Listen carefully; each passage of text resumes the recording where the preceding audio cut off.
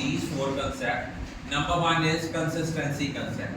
Consistency concept क्या कहता है कि अकाउंटिंग इंफॉर्मेशन जो प्रोवाइड करती है फाइनेंशियल स्टेटमेंट, वो उससे हम तभी कंक्लूजन निकालने के लिए वो यूजफुल होगी अगर उनमें हम कंपैरिजन कर सकते हैं। दो कंपैरिजन होते हैं दो तरह के, एक होता है इंटर फर्म, एक फर्म का दूसरी फर्म के साथ, एक होता है इंटर पीरियड, एक साल के रिजल्ट्स का दूसरे साल के रिजल्ट्स के साथ। लेकिन ये तभी पॉसिबल है अगर उनकी अकाउंटिंग पॉलिसीज और प्रैक्टिसेस जो फर्म ने फॉलो की हैं वो यूनिफॉर्म है।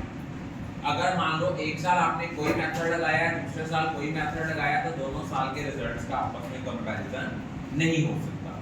सेकंड है हमारा कंजर्वेटिज्म कंसेप्ट या प्रूडेंस कंसेप्ट। ये कंसेप्ट जो है ये हमें गाइडेंस प्रोवाइड करता है कि ट्रांजैक्शंस को कैसे रिकॉर्ड करना है। ये कंसेप्ट कहता है do not anticipate profit and provide for all possible losses, कि हमने अपनी बुक्स ऑफ अकाउंट्स में प्रॉफिट्स को तब तक रिकॉर्ड नहीं करना जब तक कि वो रियलाइज नहीं हो जाते, लेकिन अगर किसी लॉस के मिनिमम चांसेस भी है ना अराइज होने के, उसको हम अपने बुक्स ऑफ अकाउंट्स में रिकॉर्ड कर सकते हैं।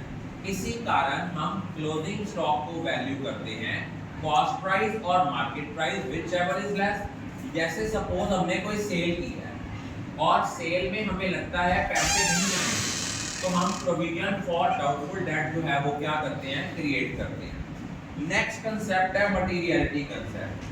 ये कंसेप्ट कहता है कि अकाउंटिंग को अपना जो फोकस है वो मटीरियल फैक्ट्स के ऊपर देना चाहिए, ना कि अपने एफर्ट्स को वेस्ट करना चाहिए इररेलेवेंट चीजों को इकट्ठे करने में।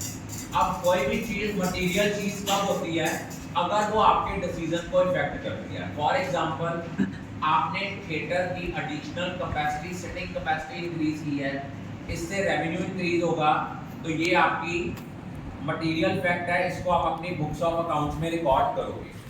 ऑब्जेक्टिविटी कंसेप्ट क्या कहता है? ऑब्जेक्टिविटी कंसेप्ट कहता है कि कोई भी अकाउंटिंग ट्रांजैक्शन को रिकॉर्ड करना है, उसमें कोई बायसनेस नहीं होनी चाहिए अकाउंटेंट्स की या दूसरों की। कोई भी ट्रांजैक्शन है उसके रिगार्डिंग हमारे पास डॉक्यूमेंट्स और वाउचर होने बहुत जरूरी है। अगर हमने कोई कैश पे चीज खरीदी है तो कैश रिसिप्ट होनी चाहिए, क्रेडिट पे खरीदी है तो या तो उसका डिलीवरी चालान हो या हमारे पास इनवॉइस हो। मींस इसका मतलब है अकाउंट में हम फेक ट्रांजैक्शंस कोई रिकॉर्ड नहीं कर सकते। अकाउंट्स में हम उन्हीं ट्रांजैक्शंस को रिकॉर्ड करते हैं जिनके कोई सपोर्टेड डॉक्यूमेंट्स हैं। I think all of you are clear about